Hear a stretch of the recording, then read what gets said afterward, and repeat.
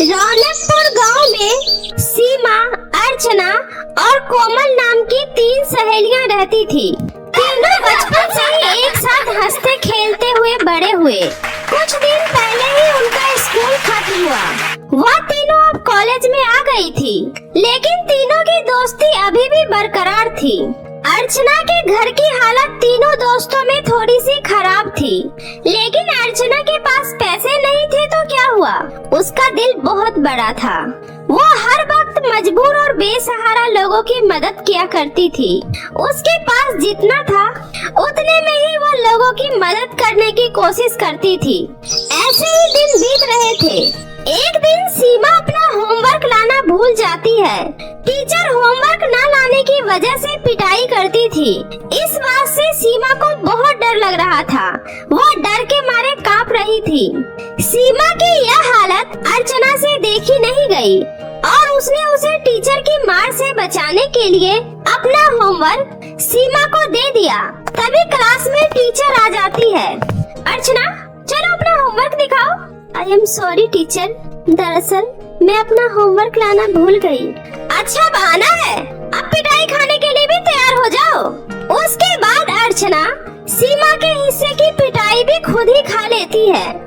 School में तो सीमा और कोमल अच्छा खाना खा लिया करती थी, लेकिन अर्चना नमक रोटी से ही अपना पेट भर लिया करती थी। ऐसे ही कुछ दिन बीत जाता है और अर्चना का बर्थडे आता है। अर्चना गरीब थी, इसलिए उसके पास ज्यादा अच्छे कपड़े नहीं थे। अर्चना का फटा हुआ कपड़ा देखकर सीमा और कोमल मिलकर अर्चना को एक सुंदर सा फ्रॉक गिफ्ट करने का प्लान बनाते हैं। हाँ कोमल, तुमने बिल्कुल सही कहा। हमें अर्चना को एक बहुत सुंदर सा फ्रॉक गिफ्ट करना चाहिए। फ्रॉक को देखकर वो बहुत ही ज्यादा खुश होगी। उसके बाद सीमा और कोमल ने जो कुछ भी पैसे जमा किए, वो उन पैसों को लेकर एक बहुत बड़ी दुकान में गई। चूँकि सीमा और कोमल ने अपने पॉकेट मनी से ज्यादा पैसे इकट्ठे नहीं किए थे, इसलिए बड़ी दुकान से वो फ्रॉक नहीं खरीद पाई। उसने बहुत सारे दुकानों में जाकर पता किया, लेकिन हर जगह फ्रॉक बहुत ही महंगे थे। कोमल, अब हम क्या करें? मुझे तो लगता है अर्चना को हम फ्रॉक गिफ्ट नहीं कर पाएंगे। हाँ, तुम सही कह रही हो। हमारे इतने कोशिश करने के बाद भी हम अर्चना के लिए कुछ भी नहीं कर पा रहे हैं। हम उसे एक छोटा सा तोहफा भी नहीं दे पा रहे हैं। वे लोग ये बातें कर ही रहे थे कि तभी सीमा को एक दुकान दिखाई देता है, जिसके ऊपर लिखा था जादुई फ्रॉक की दुकान। वो देखो सीमा, चलो उस दुकान में चलकर पता करते हैं, शायद वहाँ हमारे बजट का कुछ मिल जाए। उसके बाद वो दोनों सहेलियां खुशी खुशी उस जादुई दुकान में चली गई। तभी उसे वहाँ एक बहुत ही सुंदर फ्रॉक दिखाई दिया। आंटी, ये रेड वाली फ्रॉक कितने की है? बेटा, वैसे तो इस फ्रॉक की कीमत 2000 है, लेकिन मेरी दुकानों की सारी चीजें जादुई है, इसलिए यह फ्रॉक आपको 5000 की मिलेगी। अच्छा, फ्रॉक की कीमत सुनकर सीमा और कोमल दोनों निराश हो जाती है। तभी वो दुकान वाली कहती है, अरे तुम दोनों उदास क्यों हो गए? आंटी, दरअसल बात ये है कि हमें अपनी सहेली के लिए एक फ्रॉक खरीदनी है, क्योंकि उसके पास अच्छे कपड़े नहीं है ना।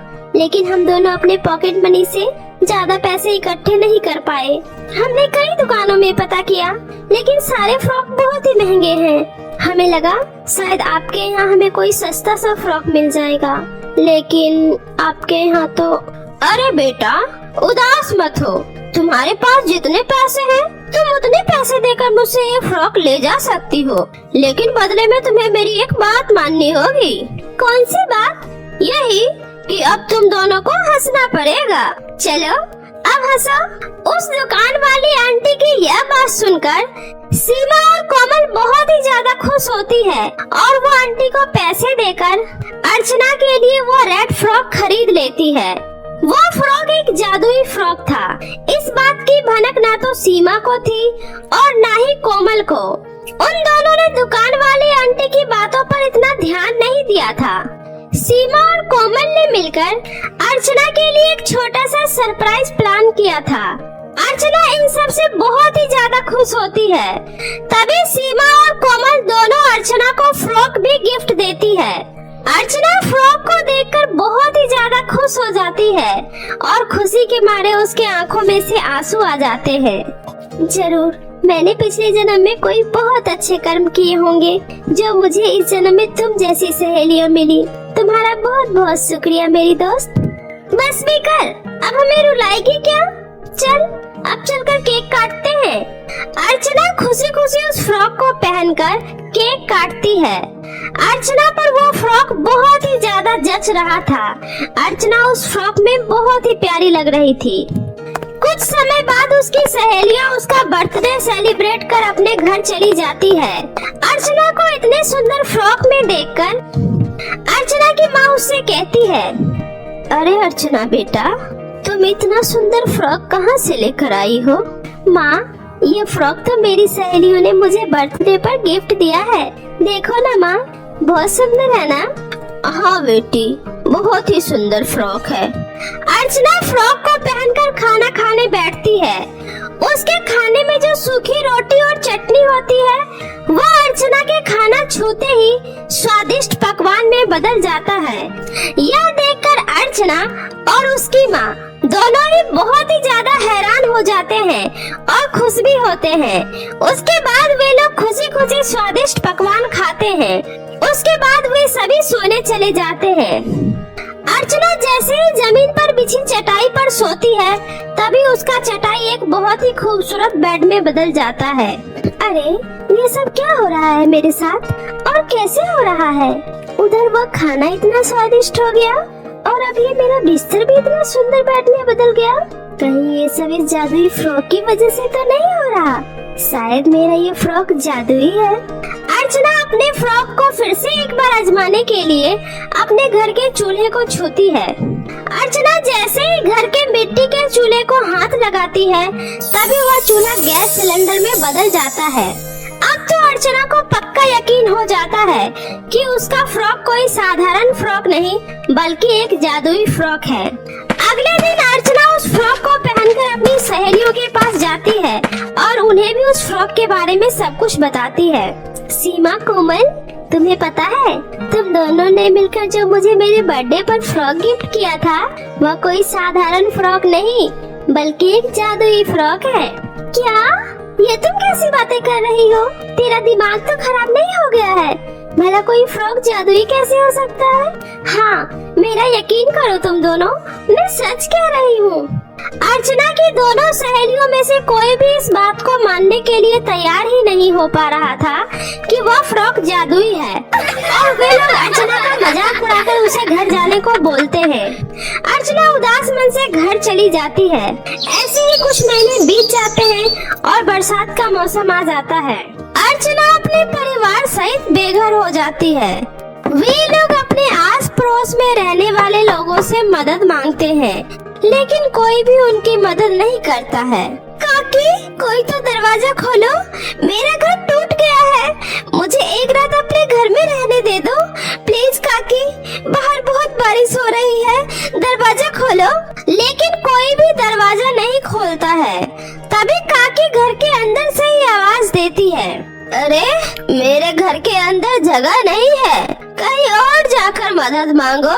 इसी तरह से अर्चना कई घर के दरवाजे पर जाकर उनसे मदद मांगती है लेकिन कोई भी उनकी मदद नहीं करता है। अंत में अर्चना को याद आता है कि उसके पास तो जादुई फ्रॉक है। अर्चना भागकर अपने घर के अंदर जाती है और किसी तरह से टूटे फूटे घर में से अपना फ्रॉक ढूंढकर निकालती है और फिर उस फ्रॉक से कहती है, हे जादुई फ्रॉक, अब तुम ही मेरी आखिरी आस हो, अब तुम ही मेरी मदद कर सकती हो। भला इतनी तेज बरसात में हम सब कहाँ जाएंगे? प्लीज जादुई फ्रॉक हमारी मदद करो। अर्चना के इतना कहते ही उस फ्रॉक से तेज रोशनी निकलती है और उसी जगह पर एक बहुत ही आलीशान फ्रॉक का घर बनकर तैयार हो जाता है। यह देखकर अर्चना खुशी खुशी अपनी माँ के साथ उस घर के अंदर जाती है। अंदर जाने के बाद वो देखती है कि उस घर के अंदर उसकी जरूरत का सारा सामान पहले से ही रखा हुआ है। अर्चना यह सब देखकर बहुत ही ज्यादा खुश होती है और जादुई फ्रॉक का धन्यवाद करती है। जादुई फ्रॉक, आपका बहुत बहुत शुक्रिया। अगर आज आप मेरी जिंदगी में नहीं होते तो न जाने मेरी जिंदगी कितनी मुसीबतों से कटती।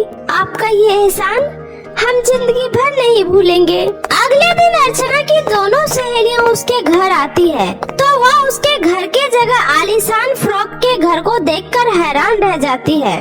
सीमा, क्या ये हमारी दोस्त अर्चना का घर है या फिर कहीं हम दोनों रास्ता तो नहीं भटक गए ना? नहीं नहीं कोमल, यह हमारी दोस्त अर्चना का ही घर है। इतने में अर्चना घर से बाहर आती है और कहती है, मैंने कहा था ना, तुमने मुझे जो फ्रॉक दिया है वो जादुई है और यह सब उसी जादुई फ्रॉक के जादू की वजह से हुआ है।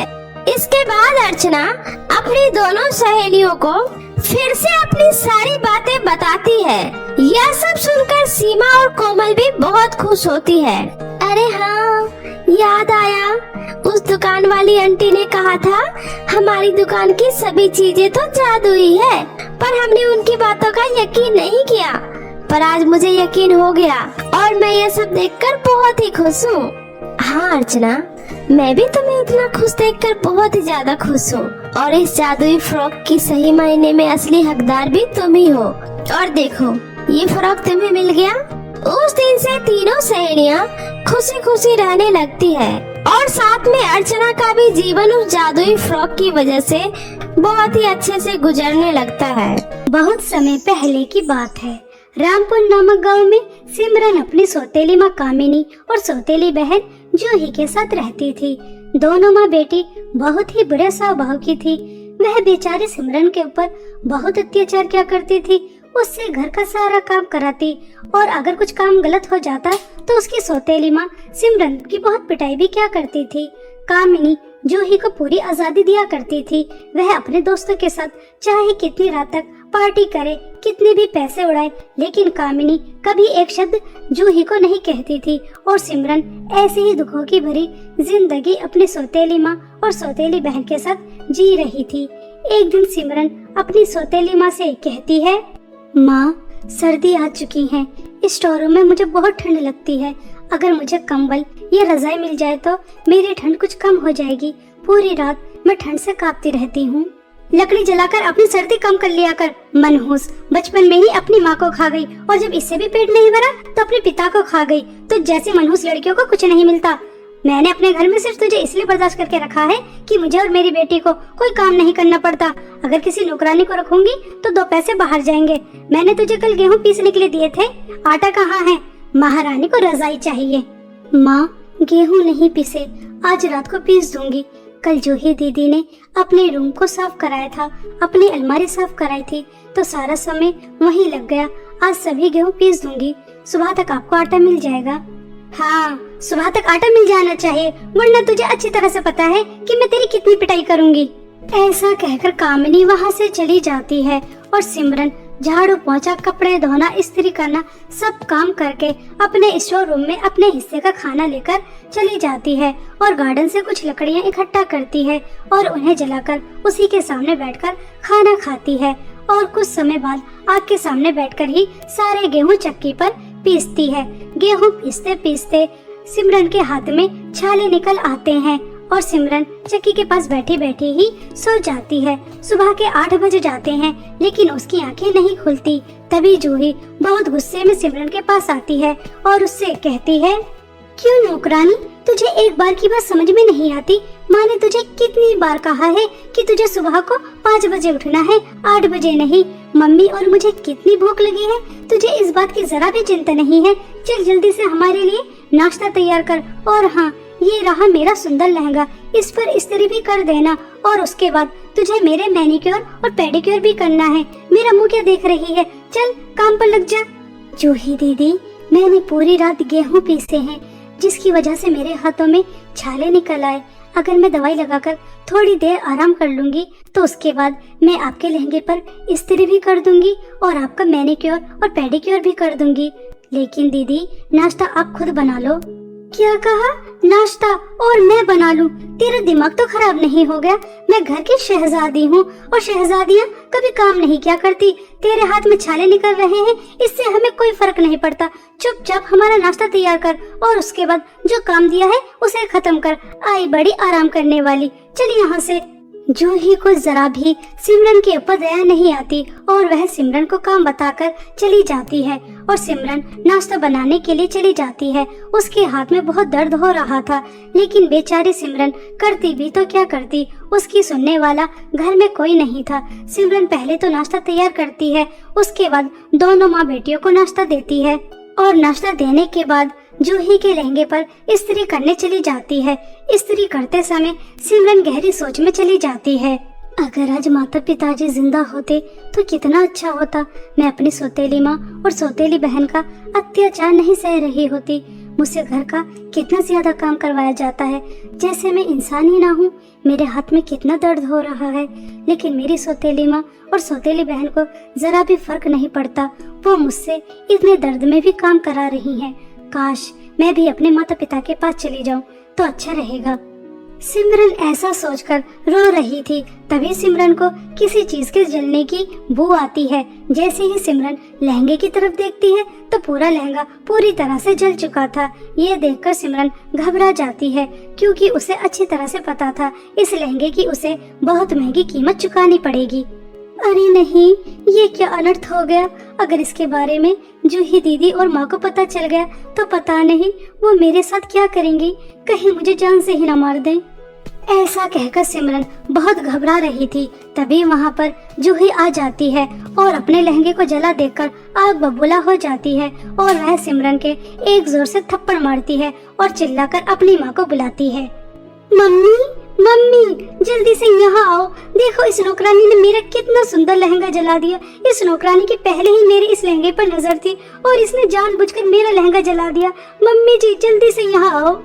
जूही की आवाज सुनकर कामिनी भाग कर आती है। तभी जूही कामिनी को सब बताती है किस तरह से सिमरन ने उसका कीमती लहंगा जला दिया। तभी कामिनी इस्त्री उठाकर सिमरन के हाथ पर लगा देती है।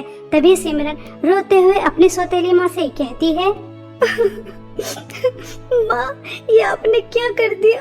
मुझे कितनी जलन हो रही है। आपने मेरा हाथ जला दिया। पहले ही मेरे हाथ में छाले निकल रहे थे और आपने इस्त्री लगा दी है। मुझे बहुत दर्द हो रहा है। ये लहंगा मैंने जानबूझकर नहीं जलाया। आप दोनों मेरे ऊपर इतना जुल्म और अत्याचार क्यों करती हो? मैं भी तो इस घर की बेटी ही हूँ, सौतेली हूँ, लेकिन हूँ तो आपकी बेटी ही। मैंने कभी तुझे अपनी बेटी नहीं समझा। तू नौकरानी है तो नौकरानी ही रहेगी। पहले ही मेरी बेटी का इतना सुंदर लहंगा जला दिया। अब तुझे एक हफ्ते तक अन्न का एक दाना नहीं मिलेगा, तब तुझे पता चलेगा कि नुकसान करने की क्या कीमत चुकानी पड़ती है, मनहूस। ऐसा कहकर जूही और कामिनी वहाँ से चली जाती हैं और बेचारी सिमरन रोते हुए अपने जले हाथ पर ठंडा पानी डालती है, उस पर टूथपेस्ट लगाती है और उसके बाद अपनी माँ की तस्वीर को देखकर बहुत रोती है। ऐसे ही कुछ दिन बीत जाते हैं। एक दिन गांव में राजमहल द्वारा अनाउंसमेंट होती है। सुनो सुनो गाँव वासियों, राजमहल की रानी अपने बेटे की शादी कराना चाहती हैं, इसलिए वह बहुत बड़ी पार्टी का आयोजन कर रही हैं।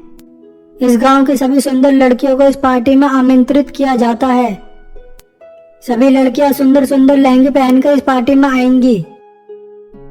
रानी को जो भी सुंदर लड़की अपने बेटे के योग्य लगेगी, वह उससे राजकुमार की शादी कराएंगी।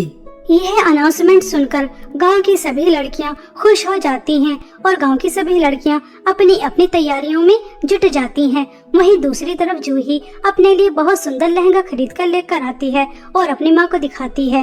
मम्मी, आपको पता है पूरे गांव में सबसे ज्यादा सुंदर मैं ही हूँ। राजकुमार की शादी तो मुझसे ही होगी। देखिए मैं कितना सुंदर लहंगा लेकर आई हूँ। ये लहंगा पहनकर तो मैं और भी ज्यादा सुंदर लगूंगी। और हाँ मम्मी, इस सिमरन की बच्ची से इस लहंगे को दूर ही रखना, कहीं पहले की तरह इस लहंगे को भी न जला दे। हाँ मेरी बच्ची, इस सुंदर लहंगे को मैं उस मनहूस से दूर ही रखूंगी। और मेरी प्यारी बच्ची, इसमें कोई शक ही नहीं है, राजकुमार से शादी तो तुमसे ही होगी। मेरी शहजादी बिटिया बहुत जल्द एक राजकुमारी बनने वाली है। मेरी बेटी राज करेगी, राज। ऐसा कहकर दोनों माँ बेटी बहुत खुश होती हैं और जूही अपने लहंगे को अपने रूम में रखने चली जाती है। यह बातें सुनकर सिमरन को बहुत दुख होता है। गांव की सभी सुंदर लड़कियां लहंगे पहनकर राजमहल में जाएंगी और वह नहीं जा पाएगी। यह सोचकर सिमरन अपने माता पिता को याद कर कर बहुत रोती है। माँ, आप हमेशा कहती थी कि मेरी शादी एक राजकुमार से होगी क्योंकि मैं किसी राजकुमारी से कम नहीं लगती। देखिए ना माँ, आपकी बेटी के साथ क्या हो रहा है। आपको तो स्वर्ग से सब दिखाई दे रहा होगा कि मेरी सौतेली माँ और सौतेली बहन मेरे ऊपर कितना जुल्म करती है। ऐसा कहकर सिमरन बहुत रोती है। तभी उसके स्टोर रूम में बहुत सुंदर एक परी आती है और वह परी सिमरन से कहती है, सिमरन, तुम्हें उदास होने की जरूरत नहीं है। तुम्हारी माँ ने तुम्हारी पुकार सुन ली है। उन्होंने मुझे तुम्हारी मदद के लिए तुम्हारे पास भेजा है। तुम्हारी माँ ने तुम्हारे लिए ये सुंदर जादुई लहंगा दिया है। इसे पहनकर तुम राजमहल जाओगी। सच में परी, तुम्हें मेरी माँ ने मेरी मदद के लिए भेजा है। मेरी माँ कितनी अच्छी है। परी, आपको पता है पूरे संसार में माँ से अच्छा कोई नहीं होता। परी, तुम्हारा भी बहुत बहुत धन्यवाद। आप मेरे लिए मेरी माँ का आशीर्वाद लेकर आई हैं इस जादुई लहंगे के रूप में। अब मैं इस जादुई लहंगे को पहनकर राजमहल में जाऊंगी। मैं बहुत खुश हूँ। सिमरन को जादुई लहंगा देकर परी गायब हो जाती है और जैसे ही सिमरन वह जादुई लहंगा पहनती है तो सिमरन बहुत ही ज्यादा सुंदर हो जाती है, बिल्कुल एक राजकुमारी की तरह।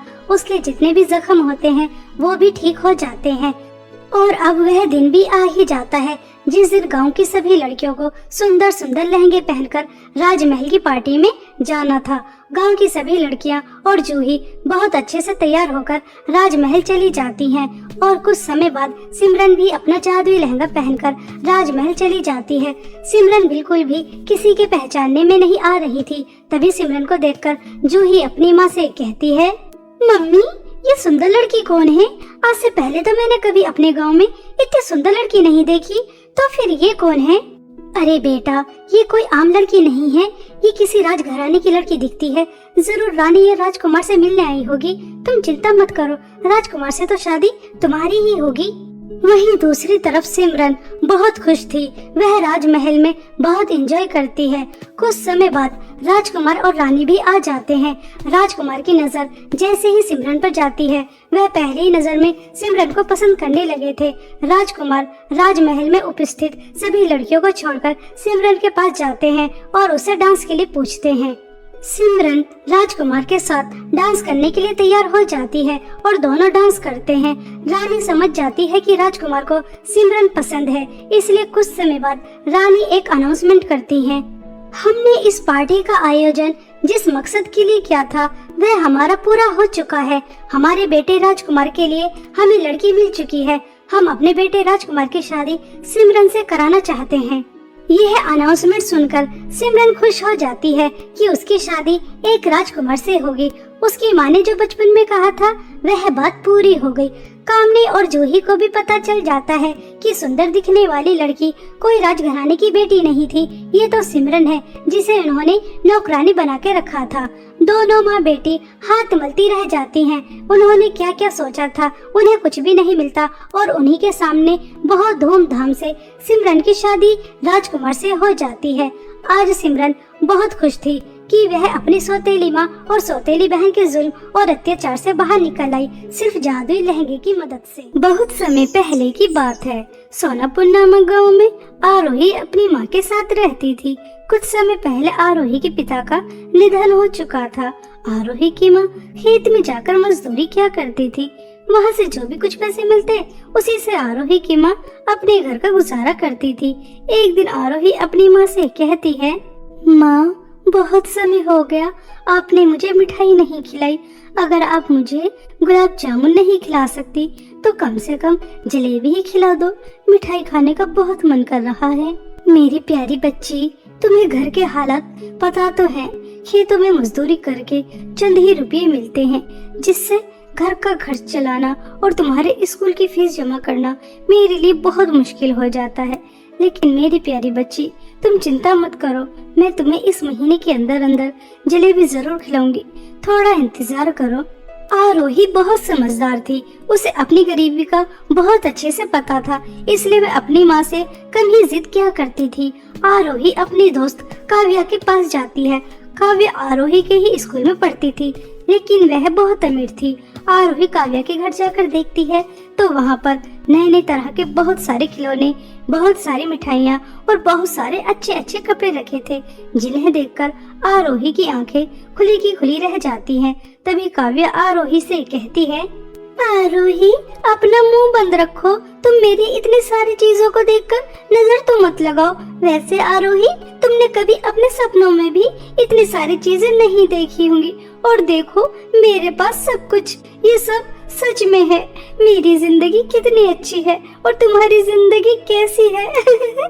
सच में काव्या, तुम्हारे पास तो कितना कुछ है। काव्या, ये सुंदर वाली डॉल मुझे दिखाओ ना, मैं थोड़ी देर इसके साथ खेलना चाहती हूँ।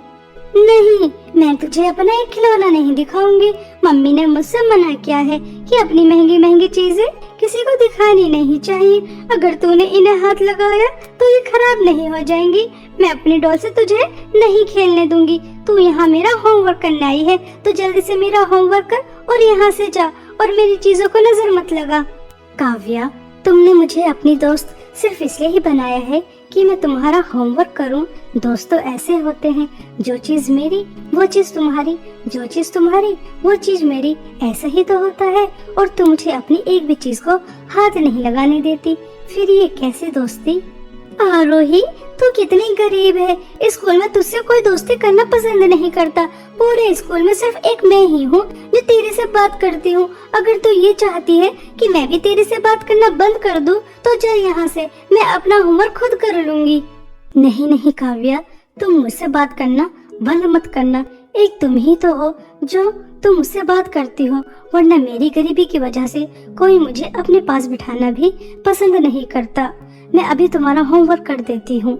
ऐसा कहकर बेचारी आरोही काव्या का होमवर्क करती है और काव्या अपने खिलौनों के साथ खेलती है, मिठाइयाँ खाती है।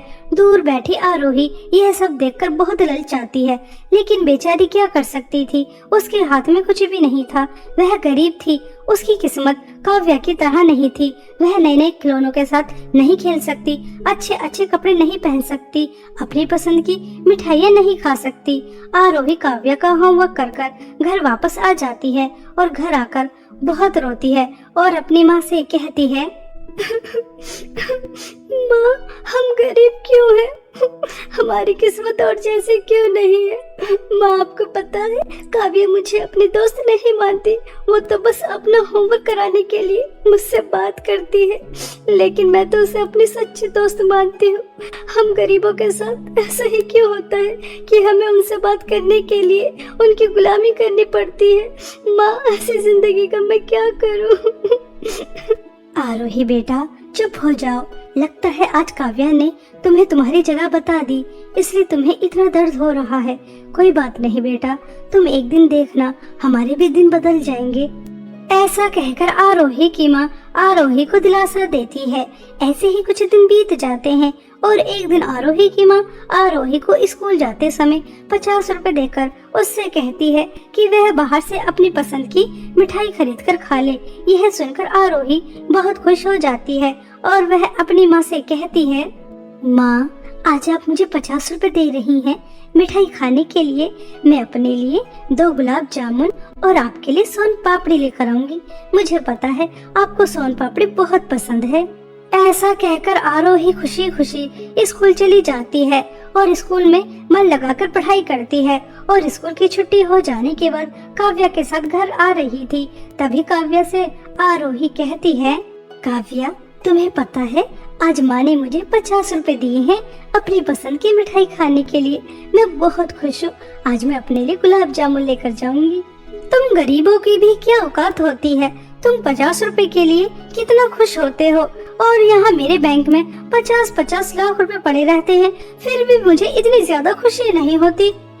ऐसा कहकर काव्या आरोही का बहुत मजाक उड़ाती है, उस पर बहुत हंसती है। तभी वहाँ पर 2 छोटे छोटे बच्चे आते हैं। दीदी दीदी, हमारी मदद करो, हमें कुछ पैसे दे दो, हमें पैसों की बहुत जरूरत है। बहुत समय हो गया हम दोनों भाई बहन ने कुछ नहीं खाया, छी छी, दूर हटो, यहाँ से दूर हो जाओ। तुम्हारे अंदर से कितनी बदबू आ रही है, लगता है सालों से नहाए नहीं हो। चलो दूर हटो यहाँ से। हम क्या तुम्हारी मदद करने वाले नजर आ रहे हैं? हम तुम्हारी कोई मदद नहीं करेंगे। पता नहीं कहाँ से आ जाते हैं भिखारी बच्चे। तुम्हारे माँ बाप कहाँ हैं? लगता है उन्होंने तुम्हें भीख मांगने के लिए बाहर निकाल दिया। जाओ यहाँ से। आ जाते हैं भिखारी लोग। दीदी, आप ही हमारी मदद कर दो, बहुत भूख लगी है। दोनों बच्चों की ये हालत देखकर आरोही को उनके ऊपर बहुत दया आती है और वह उन दोनों बच्चों को 50 रुपए निकाल कर देती है और उनसे कहती है, ये लो प्यारे बच्चों, मेरे पास सिर्फ 50 रुपए ही है। मैं तुम्हारी सिर्फ इतनी ही मदद कर सकती हूँ। ऐसा कहकर आरोही उन बच्चों से बहुत प्यार से बात करती है। तभी वह दोनों बच्चे सुंदर परी में बदल जाते हैं। परी को देखकर आरोही और काव्या दोनों ही चौंक जाती हैं। तभी परी आरोही से कहती है, आरोही, तुम बहुत अच्छी हो, तुम्हारा दिल बहुत बड़ा है। तुम्हारे पास सिर्फ 50 रुपए ही थे और वह भी पैसे तुमने गरीब बच्चों को दे दिए। हमें तुम जैसी ही लड़की की तलाश थी। हम बहुत दिनों से एक ऐसी ही लड़की की तलाश कर रहे थे। और काव्या, तुम बहुत बुरी हो। तुम्हारे पास कितनी सारी धन दौलत है, लेकिन उस धन दौलत का क्या फायदा जो वह दूसरों के काम न आ सके। आरोही, तुम हमारे साथ जादुई चांद की दुनिया में चलोगी। परी की यह बातें सुनकर आरोही बहुत खुश हो जाती है, लेकिन काव्या अंदर ही अंदर बहुत चिढ़ती है और वह सोचती है, देखो तो इस गरीब की किस्मत जादुई चांद की दुनिया पड़ जाएगी और मैं पृथ्वी पर रहूंगी। मेरे पास कितने सारे धन दौलत है, लेकिन मैं फिर भी चांद की दुनिया नहीं देख सकती। वहाँ पर क्या क्या होता होगा। इस गरीब के तो मजे आ गए।